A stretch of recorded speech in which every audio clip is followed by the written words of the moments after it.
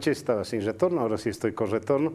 Quiero darle la más cordial bienvenida a usted que nos sigue todos los domingos y además a quienes van a estar hoy en el Pentágono. Está con nosotros Juan Carlos Salazar. ¿Cómo te va? ¿Todo bien? Mario, ahorita les voy a contar a qué viene. Invitación. Aquí está, porque está aquí Juan Carlos Salazar, entre otras cosas. Está, por primera vez, sí, ¿no? Espero nunca, no sea la última. Inés González es comunicadora, es directora de Herbol. Así que le doy las muy buenas noches. Gracias por haber aceptado nuestra invitación, Inés. Gracias a ti, Mario, y bueno, una corrección leve nomás, no soy comunicadora. ¿Qué eres? He estudiado filosofía. ¿Filosofía? Sí. Opa. Bien, mil disculpas en todo caso, creo que ha sido degradante para ti. No, en absoluto, en absoluto. Y el Koilich está con nosotros, ya conocedor del tema, y Francesco Sarati. Antes de entrar al tema, quiero expresar, yo, Mario Espinosa, no el Pentágono, yo, Mario Espinosa, aquí en nuestra panelista, a Verónica Rocha, mi solidaridad, por su asunto de trabajo es su asunto de trabajo, que trabaje en Neurona es asunto de Neurona y de ella, que trabaje donde tenga que trabajar, que trabaje donde tenga que trabajar. Verónica está haciendo una gran labor en la vicepresidencia, en la Biblioteca del Bicentenario. Lo que no acepto, lo que no le aceptaría a nadie, es la cobardía, la exageración del bullying que le están haciendo a raíz de una noticia que ha salido en Página 7 hoy y que tiene que ver una relación que tuvo hace algún tiempo siendo directora de Neurona, que es la empresa que ha empezado a hacer una serie de temas comunicativos, trabajos comunicativos para el gobierno. Es asunto de ella. Como le reitero, y se lo dije y se lo escribí, le dije, Verónica, mi absoluta solidaridad contigo. Sé que eres una mujer absolutamente honesta en tu trabajo y haces lo que tienes que hacer. Siempre estará abierto el Pentágono para ti. Un abrazo muy grande. Está aquí con nosotros Juan Carlos Salazar, que ha presentado este libro, Presencia, una escuela de ética y buen periodismo. Hace 2 o 3 días, ¿hace cuánto fue? El jueves. Espectacular, apenas lo estoy hojeando, ya me parece interesante. Tengo una sorpresa para ti, Juan Carlos. A ver, dime. ¿Sabes que mi padre coleccionaba periódicos? Los que él consideraba tapas interesantes.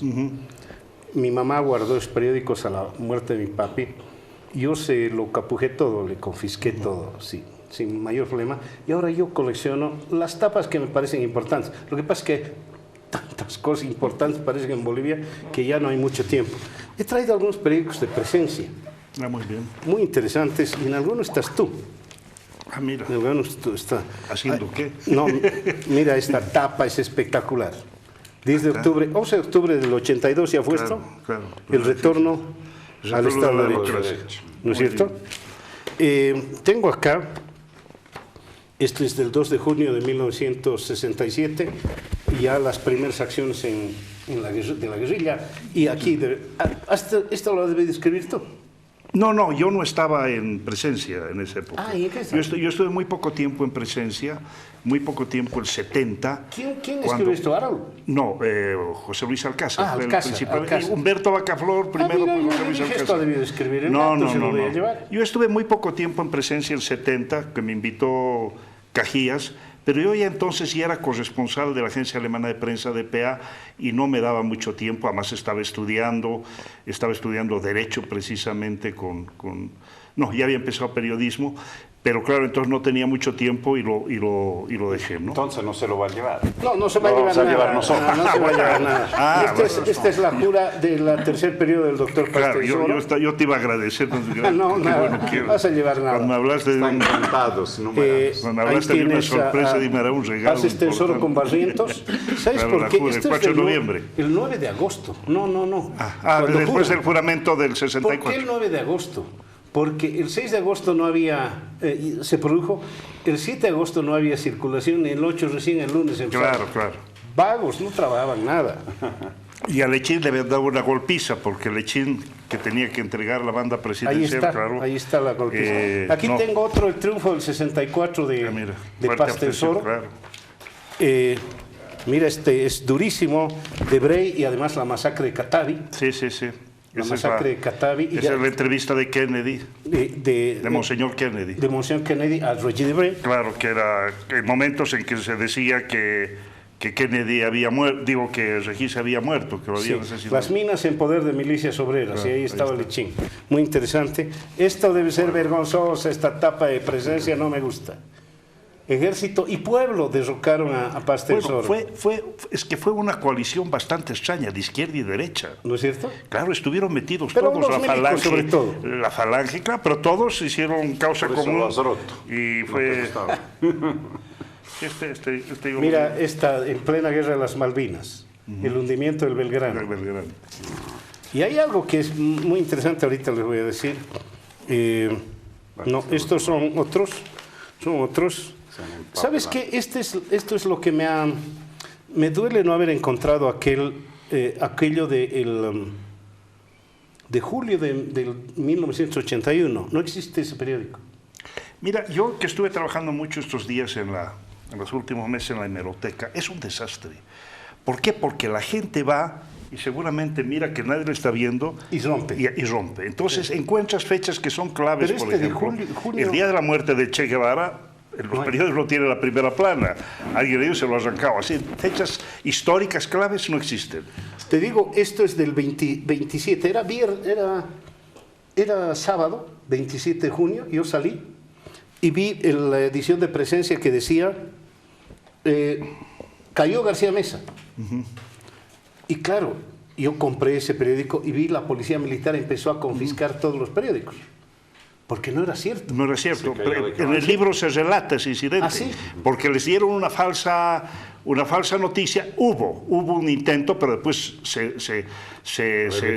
claro, Y claro, y al día lograron siguiente- tirar algo, salió a la calle, y claro, y después resulta que no fue. y Pero tuvieron hubo que otra, retirar. cuando se cayó su No, hijo eso de ya- caballo. Ah.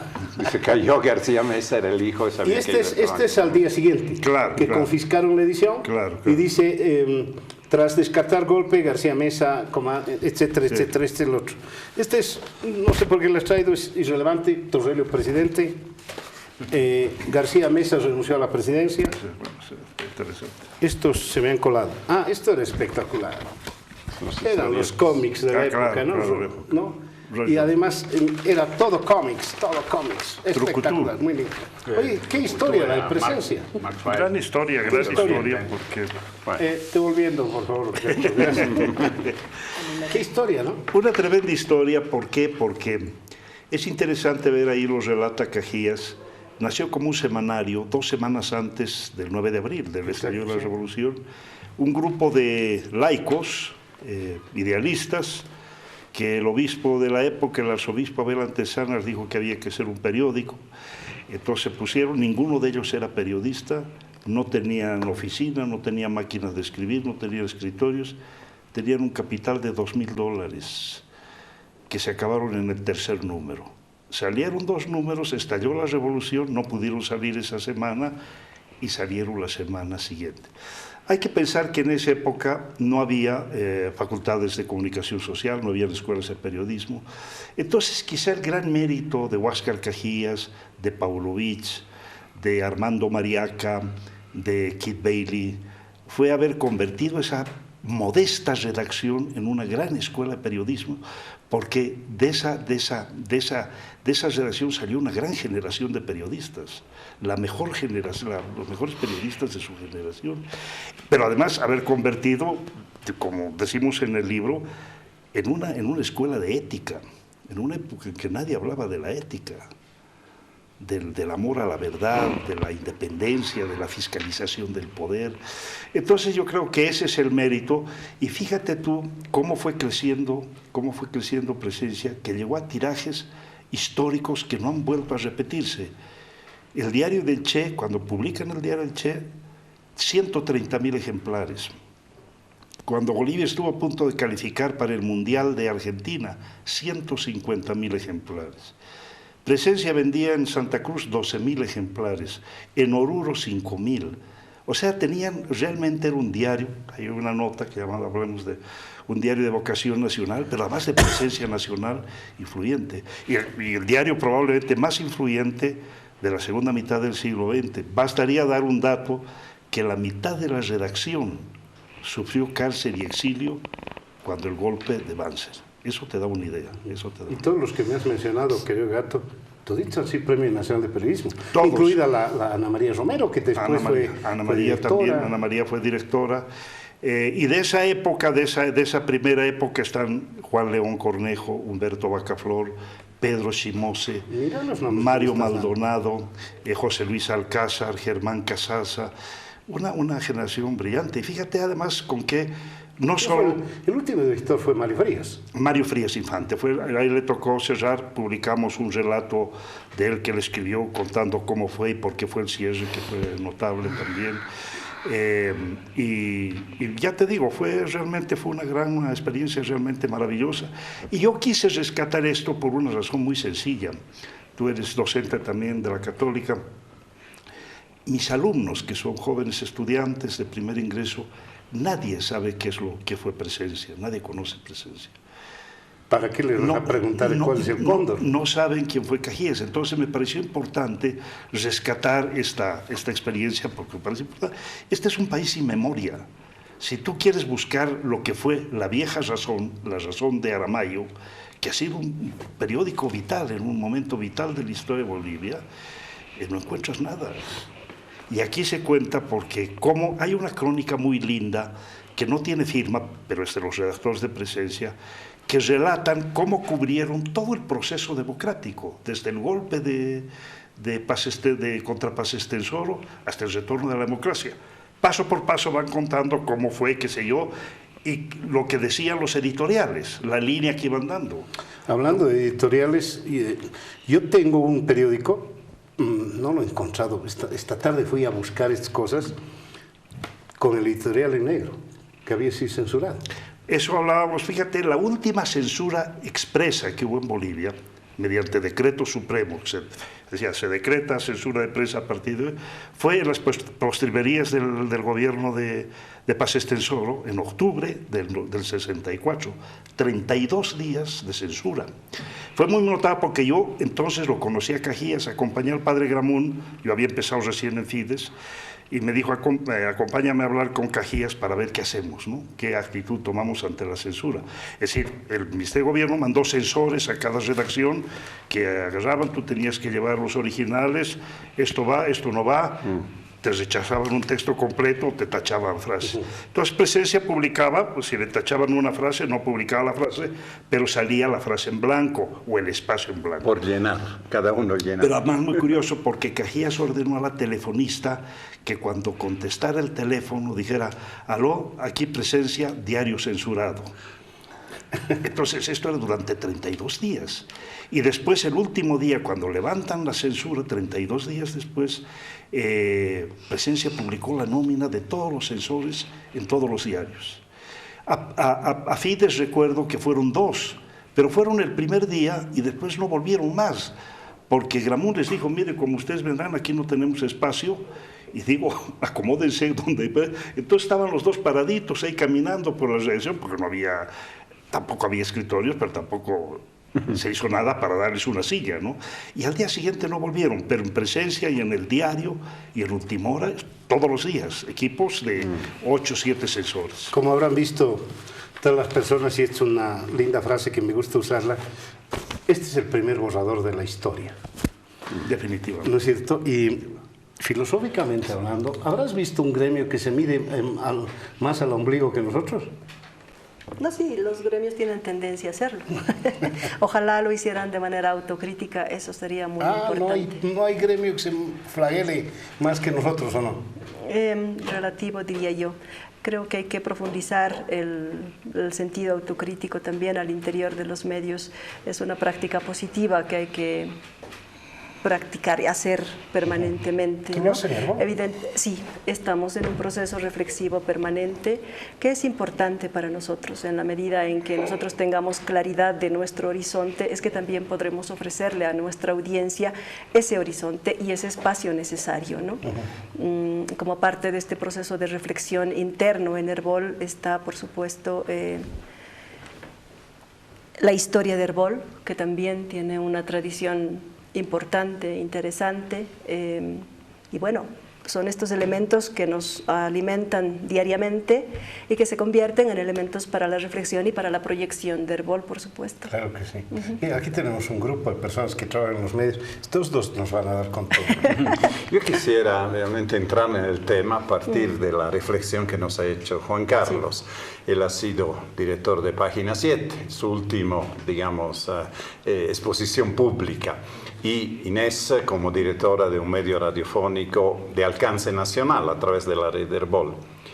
Le quisiera pasar la pregunta del tema de hoy. ¿Están siendo asfixiados los medios? Él nos ha hablado de censura. Hoy tal vez no hay censores que están dentro de los medios, que están ahí controlando.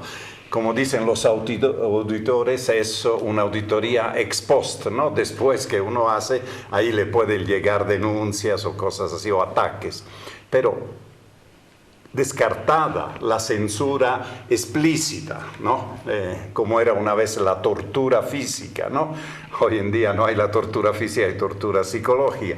Hay esta intención de asfixiar a los medios. ¿Lo sienten, lo ven? ¿Algún ejemplo que tengan, Inés? Bueno, Amalia Pando ha lanzado en la víspera nada más una campaña pidiendo solidaridad y apoyo de la ciudadanía, ¿no?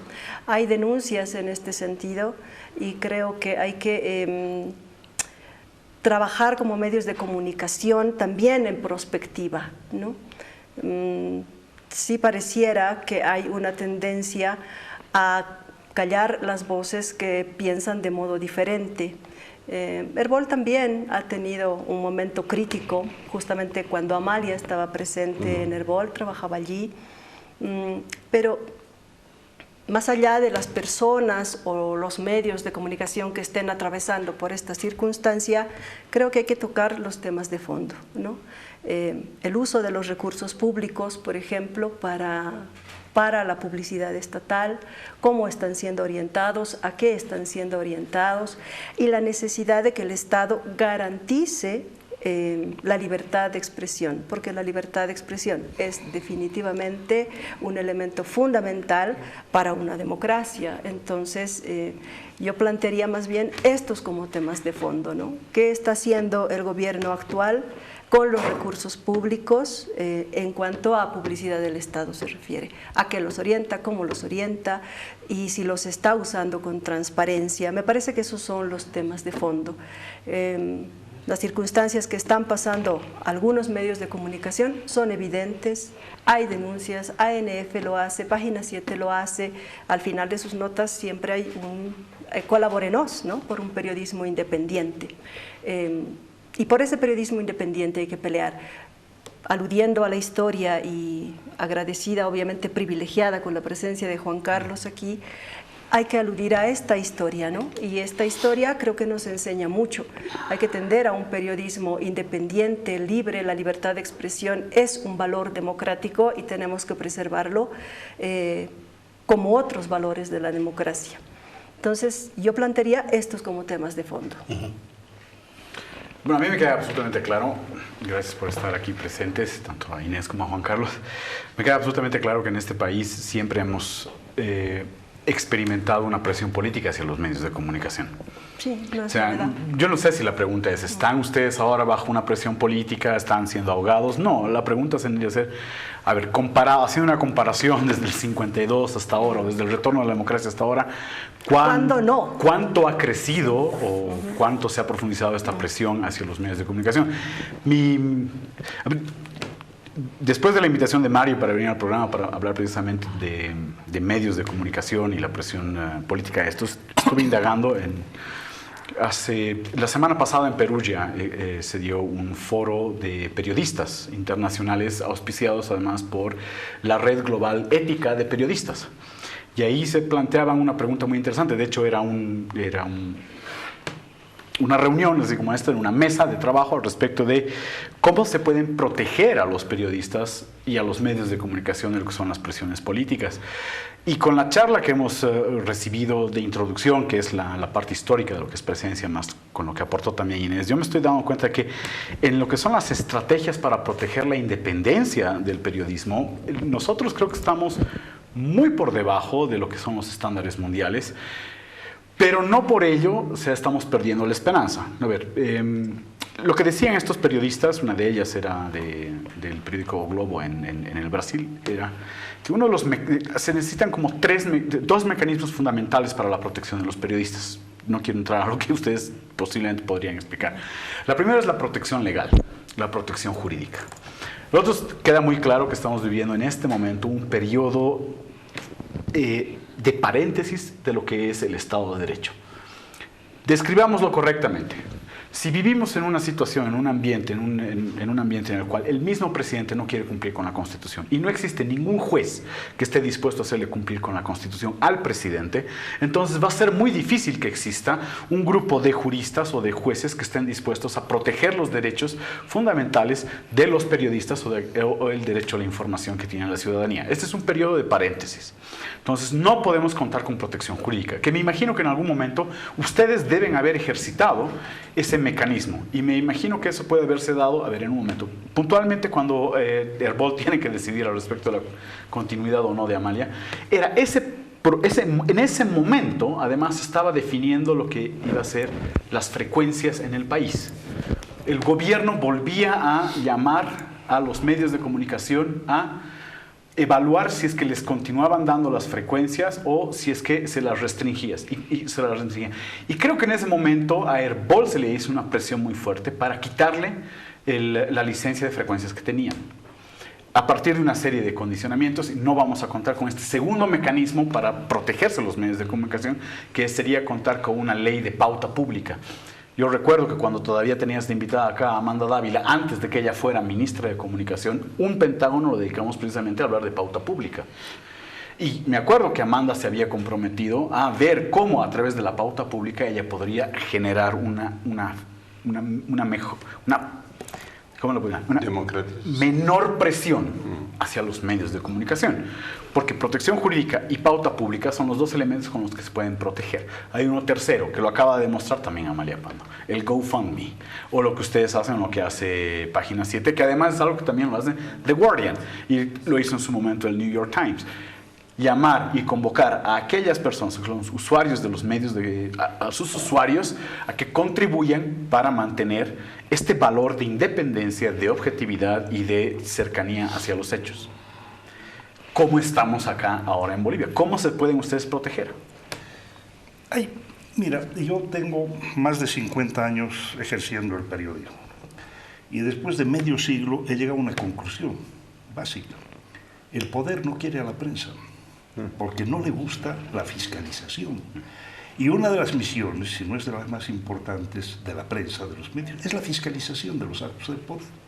Mira, yo he trabajado en los 4 ámbitos que se desarrolla el periodismo: en el democrático, en el autoritario, en el dictatorial y en el conflicto armado. Y te puedo decir, ni al presidente demócrata ni al dictador le gusta el control de la prensa, lamentablemente. Ahora, si tú me dices que compare lo que ocurría en los 50 con lo que ocurre hoy, bueno, ok, cambian los métodos, pero la presión siempre existe. Ok, no existe, ahora no te envían un censor a la redacción que te va a tachar los originales, no entran las tropas en tropel, dicho sea, a las redacciones, te rompen los aparatos, los transmisores de radio, etcétera, etcétera. No te clausuran medios, pero fíjate, cuando yo he estado 3 años de director de Página 7, y te puedo decir que no es nada agradable que un dirigente, un dignatario de Estado agarre el periódico en una conferencia de prensa o por cadena nacional y diga: este es el enemigo del pueblo. Claro. Eso es terrible, eso es terrible. Eso es terrible, claro, para aguantar eso hay que tener un cuero bastante duro. Pero eso puede tener un efecto demoledor para el periodista que está cubriendo la fuente.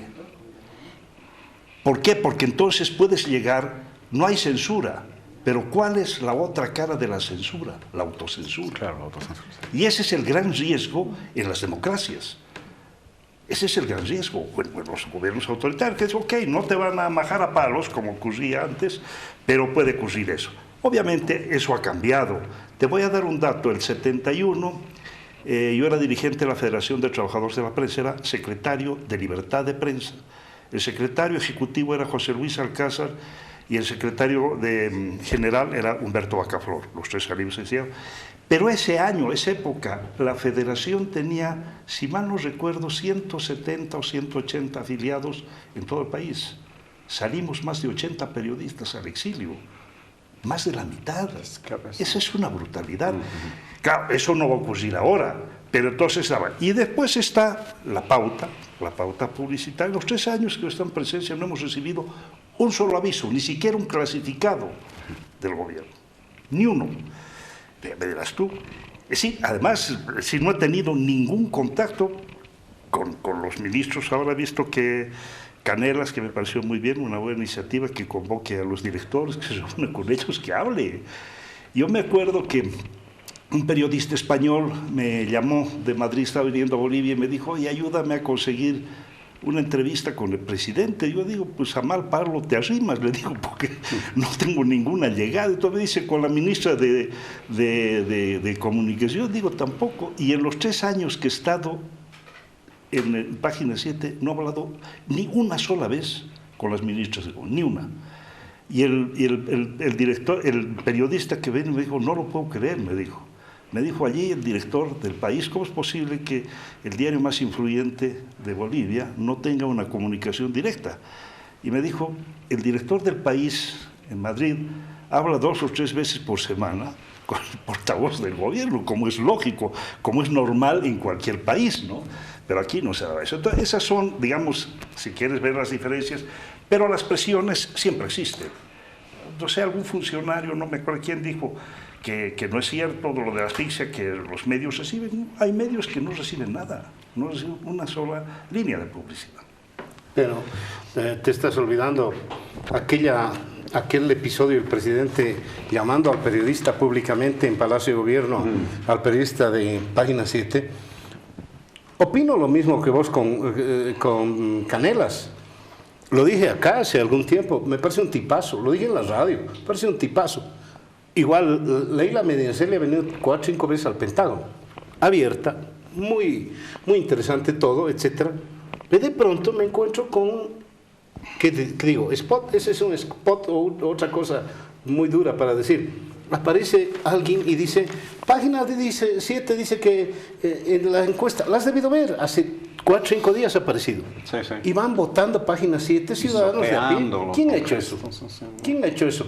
No sé quién ha hecho eso, pero he visto huellas digitales ahí muy claras. Claro, obviamente. Sí. Yo quisiera, tal vez después de la pausa, ¿no? No, todavía tengo unos minutos. Dale. Es decir, cuidado con decir, en todos los gobiernos ha habido, pero a nadie le gusta ser fiscalizado, pero algunos se aguantan, ¿no? Claro. ¿Por qué? Porque son las reglas de las democracias. Otros no se aguantan. ¿Por qué me hace eso? ¿No? Y entonces, ¿cómo lo castigo? ¿Cuál es la peculiaridad de este gobierno hacia la prensa? Distinguimos 2 cosas, la libertad de expresión. La libertad de expresión existe. Tú eres columnista, yo soy columnista, tú escribes, no me tachan ninguna línea, puedo hablar libremente, este programa es una demostración de eso. Y esta es una cosa, pero otra cosa es la libertad de prensa, es decir, la libertad de tener medios de prensa que reflejen esas opiniones, porque si hay libertad de expresión y no hay un medio donde yo puedo expresarme, no sirve para nada. ¿Cuál es la peculiaridad de este gobierno? Han dicho ustedes, quisiera recoger algunas cosas. Primero, es un gobierno estatista, totalitario, entonces que tiende a controlar gran parte de la economía. Y como los medios viven de la publicidad, no viven de los números que se venden, excepto cuando publican el diario del Che, pero eso es una vez en la vida, ¿verdad? Entonces necesitan publicidad. Antes la publicidad tenía diferentes fuentes, podían ser fuentes privadas, fuentes públicas, ocasionales, lo que sea. Ahora, de manera muy discrecional, lo ha dicho Inés, se manejan los recursos públicos. Hay hoy en el artículo de de Andrés Gómez Vela, el ejemplo, pero más claro, de Tarija, donde ponen, además imponen un gobernador, Lino Condori, y al poco tiempo nace un periódico que vive de la publicidad de la gobernación. Solo a ese le dan el periódico, no vamos a hacer los nombres. Entonces 9 de 10 bolivianos van a ese. Esto es tan claro, ¿no? Y esto es tan claro porque sabemos a qué canales de televisión, a qué radio va las cosas. Entonces, si uno quiere tener parte de eso, sin censura, sin mandar a gente, tiene que acomodarse. Esta es una manera. La otra manera que ha denunciado la CIP también es obligar las radios a tener espacios no pagados que son en realidad propagandas del gobierno. No solo no le pagan para los espacios, sino que lo obligan a hacerlo gratis, bajo la forma de dar información sobre cierto servicio, pero son, en muchos casos, o de manera subdolas, ¿no? Son propaganda de eso. Y tercero, a través del control de instituciones, tú has hablado de las frecuencias, la ATT es también un instrumento a través del cual, ¿no?, el gobierno puede, y en algunos ahora han postergado, por suerte se han dado cuenta que era un boomerang eso, pero que en algún momento, por el control absoluto que tiene de las instituciones, puede hacer esto, el control de la justicia y la presión sobre la empresa privada. Como denuncia Amalia Pando a pedir fondos para subsistir, ¿qué dice Amalia Pando? Dice, bueno, si alguna empresa privada quisiera hacérmelo, inmediatamente le llueven amenazas, directa o indirecta, le mandan fiscalización, el Ministerio de Trabajo. ¿Se acuerdan? Y lo recuerda, bien que lo recuerde Andrés Gómez, del ex ministro Gonzalo Trigoso, que mandó una nota diciendo que no se podían recoger fondos, limosnas, digamos, para que funcione un medio, porque esos continuarían con el apoyo de la CIA y otro. Bueno, si tuviera el apoyo de la CIA no necesitaría pasar el sombrero, discúlpame, ¿no? Los ataques en contra del gobierno del proceso de cambio. Es decir, es gente enferma que se opone al luminoso proceso de cambio y quiere recoger fondos para hacernos daño. A esto está Stalin, a esta clase de gente los mandaba a la Siberia. Francesco. El otro le manda fiscalización. Yo lamento contradecirte en esta oportunidad, porque debo ir a un corte, por favor, y tengo 10 minutos de publicidad del gobierno. Espérennos nada más unos segundos. La vamos a ver.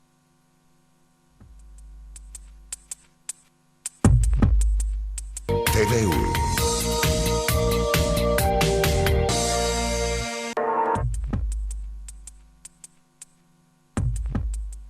Bien, gracias. Volvimos, han contado 10 minutos.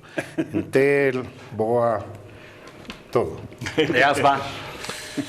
Yo quisiera que Mario, a propósito de eso, nos cuente un poco cuál ha sido la peregrinación, la odisea que ha tenido el Pentágono en el gobierno de Evo Morales.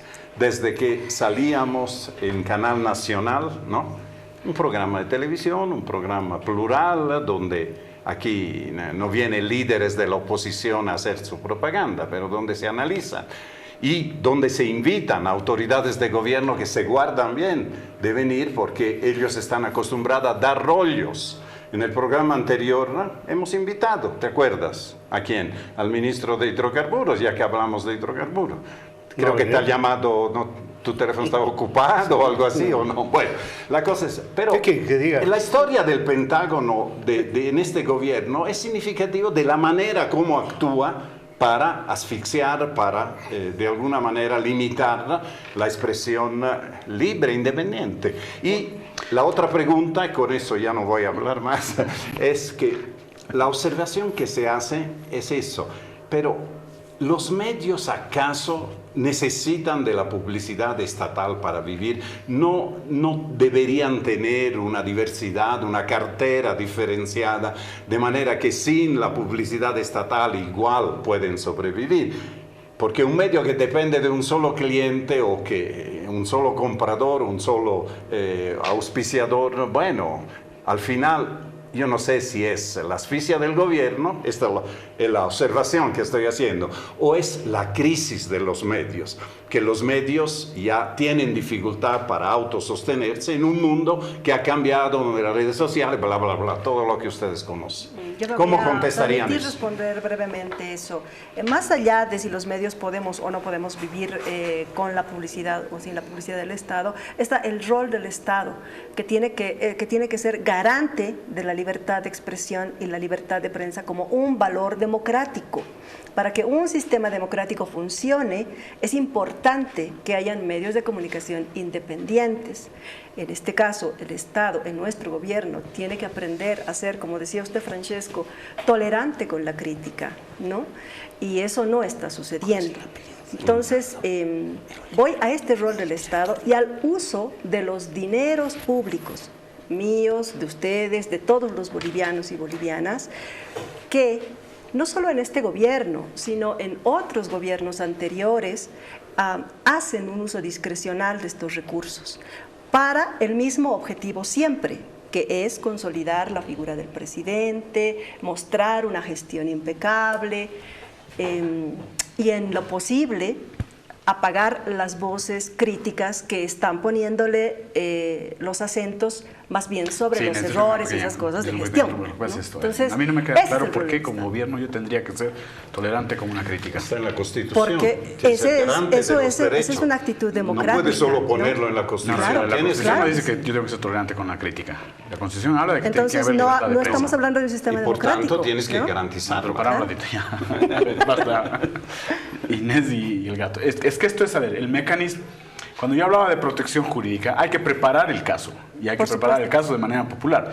Todo ciudadano tiene que entenderlo. Sí. Cuando tú le dices, por ejemplo, al ciudadano, la crítica al gobierno está justificada dentro de la Constitución y por lo tanto, los medios de comunicación independientes tienen que tener un financiamiento al cual no es un favor el que están pidiendo, sino es un derecho que provenga esto de la pauta publicitaria del Estado. ¿Cómo construyes el caso para el mismo Estado? Para el gobierno, pero no para el Estado, sino para el gobierno. Es que estás partiendo de una premisa absolutamente extrema de decir, ¿por qué tengo que aguantar la crítica? Sí, como gobierno. Sí. ¿Por qué tengo que aguantar la crítica de medios de comunicación que son el enemigo del pueblo o que todo el tiempo están haciendo Es una pregunta retórica. ¿Qué estás haciendo ironía aquí? No. Es que yo creo que ellos en serio se hacen la pregunta de ¿por qué tengo que financiar la crítica? Porque aquí no estamos hablando de tolerancia, de respeto, porque es lo que decíamos, ¿no es cierto? Tú puedes decir lo que quieras en el programa, tú podías escribir lo que querías, podías contratar al columnista que querías en Página 7, tú puedes convocar a cualquier persona a ser entrevistada en Herbol. La gran pregunta es, ¿por qué tendría que financiarlo? ¿Por qué tendría que pagarle el Estado a los diputados opositores? ¿Ya? Eso. ¿Por qué? Esa es una gran pregunta. Lo que pasa es que hay que ¿Cómo es una pregunta? No, Mario, lo que pasa es esto. Te lo voy a decir, alguien lo verbalizó esto en México, López Portillo. Dijo, no pago para que me peguen, precisamente para justificar que no daba publicidad a los medios independientes. Entonces, claro, tú dices, oye, pues entonces, ¿dónde están tus valores democráticos? No, pero para ¿Desde cuándo tú eres el dueño de la verdad? Y lo que digan los otros no. Lo segundo es... Quiero entender que estás construyendo el caso. Los dineros del Estado no le pertenecen al gobierno. Los dineros del Estado nos pertenecen a todos los ciudadanos. En mi casa. Cuando el gobierno dice, yo no pago porque me peguen, o yo no voy a pagar a la crítica que me hacen, ¿no es cierto? En realidad ellos están patrimonializando un dinero que no les corresponde a ellos dirigirlo arbitrariamente, que es lo que tú decías. Ya, porque entonces el próximo paso es lo que dice Mario. No pagas para que te peguen y el próximo paso... Cierro el Parlamento porque no quiero críticas. No quería yo acotar algo que dijo Francesco. Lo que decía yo, a ningún gobierno le gusta la fiscalización, ni al democrático ni al dictatorial. La gran diferencia es que el democrático se sujeta a la ley. En los 12 años que yo he dirigido un medio en España, he presenciado un montonón de procesos y demandas. Aznar se sentía agredido por el país, una demanda y la justicia decidía, pero es una justicia independiente. Y yo he visto muchísimos casos, que no le han dado la razón al poder, otros sí le han obligado a pagar y a retractarse, porque no hay el autocontrol en España. Pero digamos, esa debería ser la vía. Y aquí tenemos la doble vía, o sea, si el Estado o el gobierno se siente agredido, está, ok, se siente insultado, vámonos al Código Penal, o si no, vamos al tribunal de Ética. Aquí el Tribunal de Ética funciona. El Tribunal de Ética ha dado muchas veces la razón al gobierno y ha impuesto sanciones a los medios que a su juicio pues, han incurrido en algo incorrecto. Eso funciona. Pero claro, lo que no se vale es utilizar eso, el dinero del Estado, para premiar y para castigar a medios. Eso es lo grave. Sí. Si yo pago, yo te doy publicidad porque tú me Y el me punto apoyas. 9 de la declaración de Chapultepec es muy clara sobre eso y que ha sido también signada por el Estado boliviano. Te cuento una cosa, Francesco, tú que has hecho la pregunta. Hace un mes ha llegado un programa muy famoso, ya lo van a ver, me comprometí a decir qué medio es, pero es un programa famoso que me ha hecho una entrevista sobre Álvaro García Linera. En tanto el Pentágono en PAT. Y me preguntaba, ¿usted era director de noticias de PAT cuando Carlos Mesa era el presidente? Sí. ¿Qué puede esperar de usted que está criticando tanto al gobierno? ¿Qué decía usted cuando Carlos Mesa era presidente y usted era el director de noticias de PAT, donde Carlos Mesa era el presidente, era el propietario? La respuesta fue muy simple. El principal columnista y opinador de PAT durante el periodo en que Carlos Mesa fue presidente era Álvaro García Linera. ¿Alguien me puede decir más, o sea, democrático o no sé qué palabra utilizar? Democrático. Muy democráticos, etcétera. Recién se enteraron que Álvaro García Linera fue el principal, pero el principal opinador de las noticias de PAT allá. Todos saben, todo el mundo me insulta por eso, que el Pentágono nació con Álvaro García Linera. Y después tuvimos una larga data. ¿Saben quiénes estaban en PAT en esa época? Que Carlos Mesa era presidente. Mi amigo Gringo González, al que lo quiero mucho. Gringo González estaba allá. Estaba el Camba Morales, Freddy Morales, que ahora hoy es el corresponsal de Telesur. Han pasado un montón de personas, ha estado Amanda Dávila, ha estado mi gran amiga Claudia Meravente. Una escuela de Razón. periodistas. No tanto, no voy a ser pretencioso de allá, en absoluto, pero créame que a Álvaro García Linera era obvio, por eso me dice, tú eras mi jefe, me dice con cierta condescendencia. Le pagábamos. ¿Y cómo te han pagado en este gobierno? Esto es el punto. Es obvio. Vengo una hora el domingo y odio venir el domingo, no sé si a ustedes les ocurre, odio venir, no nos pagan ni un centavo. No nos pagan ni un centavo, obviamente, porque bueno, no hay publicidad, etcétera, es la universidad, etcétera. Pero tengo el placer, el honor de dirigirme a ustedes una vez, una horita a la semana por lo menos, gracias a gente como Leonardo Mollinedo, el director, a Wilmer Rada, que es el que me invitó, y a Waldo Albarracín, por suerte, que nos soportan esta horita acá, que es un homenaje a la libertad de prensa en todo caso, pero que no vemos ni un peso, ¿no? Yo tengo mi pregunta de salida, pero que me parece muy interesante que la podamos conversar con Inés, con Juan Carlos y contigo también, porque has conocido además.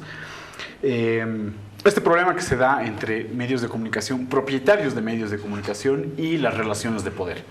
En este momento en Bolivia estamos en la capacidad de identificar a los medios de comunicación y decir quiénes son sus dueños y además poder establecer el vínculo con la relación de poder. Mira, yo te voy a decir una cosa porque muchas veces el gobierno utiliza el argumento, dice, nosotros nos dirigimos a los periodistas que están siendo presionados por los propietarios, por los dueños de los medios. En 3 años, en honor a la verdad, en 3 años que he dirigido Página 7, jamás, ni una sola vez, Raúl Igarafulich ha venido a decirme lo que yo tenía que publicar o lo que no tenía que publicar, o a decirme que yo tenía que opinar de una u otra manera.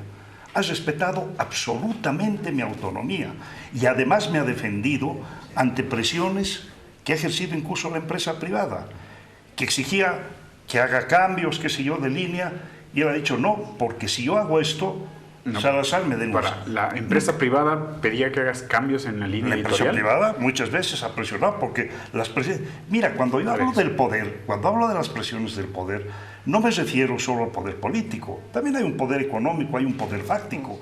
En México está el narcotráfico, que es un poder fáctico, ¿no? El poder en general, al poder en general no le gusta un periodismo fiscalizador y siempre hay presiones. Siempre hay presiones. Y yo te digo, jamás, y he tenido la suerte, y no sé que se habrá otros casos, he dirigido durante 12 años una agencia internacional que es propiedad de los medios alemanes, con un rigor muy grande en el manejo del medio. Jamás tampoco me han dicho lo que tenía que hacer, qué tenía que opinar. En mis años en Bolivia con Fides, pese a que la Iglesia obviamente tenía una línea que es obvio, jamás tampoco he tenido nunca un problema con el padre Gramún, con el que he trabajado durante 6 o 7 años, ¿no? ¿Y a ti cómo te va con la gente que es dueña de Herbol? Herbol es una asociación Es una de radios que tiene una finalidad educativa, se funda en el Hay un 67. A eso voy. Herbol tiene un espacio deliberativo y de toma de decisiones que es la asamblea de estos asociados, ¿no?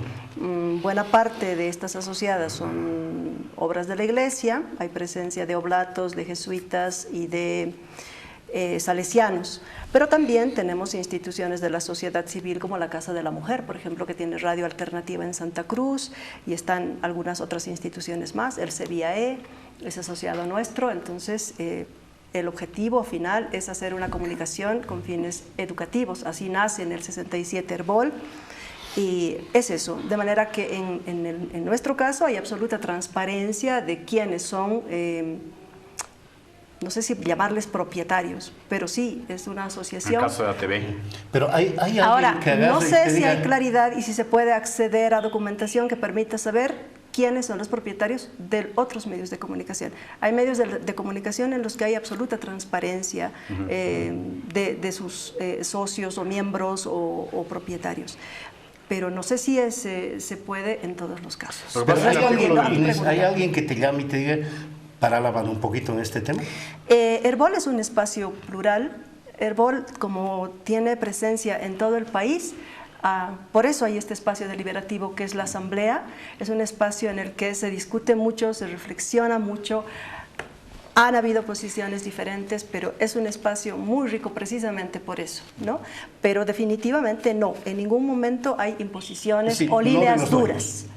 No, No de los en dueños. absoluto. Yo debo decir lo mismo en Radio Compañera, si me permites, los pastores dueños de la radio, los veo cada vez que vienen a darme una bendición, nada más. Sí, no, pero ¿sabes por qué me preocupa bendice. esto? Porque parece ser que los medios que son ¿Saben lo que transparentes están al haciendo? respecto los medios que son transparentes sobre quiénes son sus dueños y sus relaciones de poder son precisamente aquellos medios que no reciben pauta publicitaria del Estado.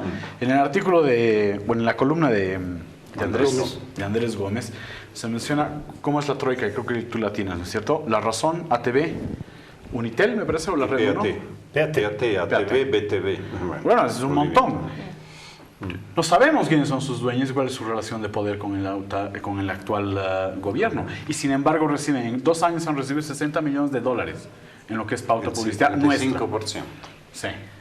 Sí, esta es la manera como reaccionan. Pueden comprar un medio, y ha habido los casos al comienzo. La reacción a las críticas ha sido, bueno, este medio me criticaba, ahora lo compro, ¿no? Y ya va a estar sin criticar.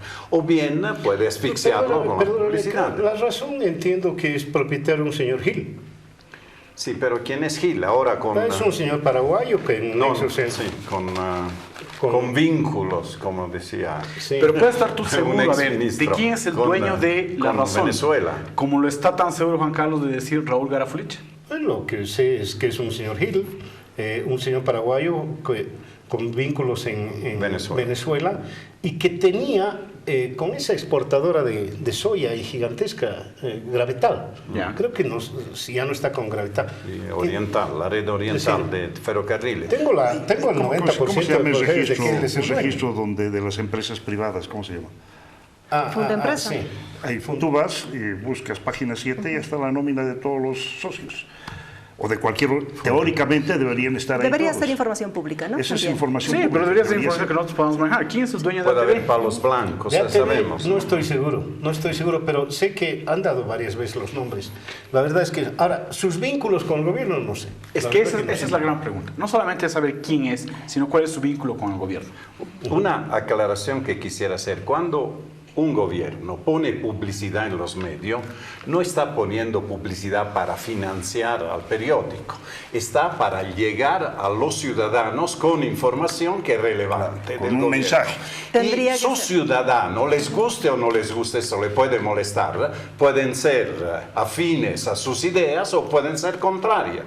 Y si hay contrarios que utilizan para informarse medios que son independientes y son críticos, igual el gobierno tiene el deber de informarlos a ellos, porque es también el dinero de sus impuestos. Lo que hace el gobierno seleccionando a quién dar el dinero, y hay casos documentados, no hay más que decir con eso. No solo el gobierno, también los gobiernos departamentales, Sí, los pasa en todos los gobernadores, niveles, el es poder, verdad. has dicho bien, el poder cuando hace esto está realmente haciendo un acto antidemocrático y anticonstitucional, porque excluye a una parte de los ciudadanos del derecho del acceso a la información. Con ese principio se los puede enjuiciar, yo creo. Inés, no sabes qué alegría tengo yo, privilegio, honor de haberte tenido en el Pentágono. Gracias. Suena grandilocuente, yo feliz de haber estado. No, por favor, Gracias. no haber estado. Espero que no te aburra mucho los domingos, es terrible. Querido gato, como siempre, ¿qué te voy a decir a ti? Te agradezco mucho, Mario. Te hubieras Para regalado mí- esto, pero no te lo haré. Para mí es un Gracias. gusto venir. Irko Illich, gracias, Francesco. A Adrián Álvarez en la producción. A ustedes, obviamente, por habernos seguido. Será hasta el próximo domingo.